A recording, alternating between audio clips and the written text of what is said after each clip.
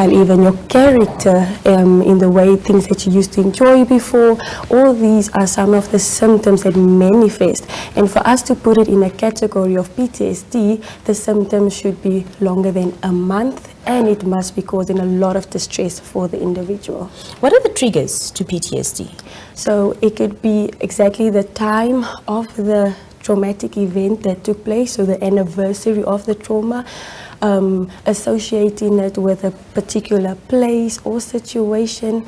Once you are in that, that could really trigger the specific traumatic event. Even a smell, we know that we have sensory people, so seeing something, hearing something, or smelling something could also be a trigger, or even seeing the person that maybe violated you, or like we said, the place where it took place. Right. So this is just some of the triggers that people may experience. Right. What are some of the common misconceptions that we have around PTSD? Yes, I think especially within our society that many still see it as a weakness in terms of get over it, it was something as small as this. So there's definitely a lot of talk about seeing it as a sign of weakness. A lot of people also think that PTSD should be with people who experience like going to war, like veterans, combat workers.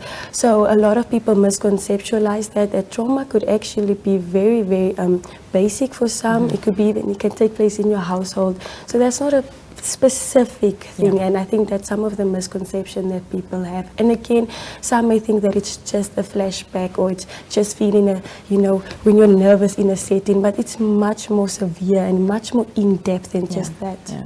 In the spirit of June being PTSD Awareness Month, Cindy Lee, how can we promote greater awareness and understanding of PTSD in our communities? We're giving you a green tick now, platforms like this where we talk about it, where we educate others, we educate ourselves, and we normalize just having the conversation around it, especially around the language to use. What exactly is it?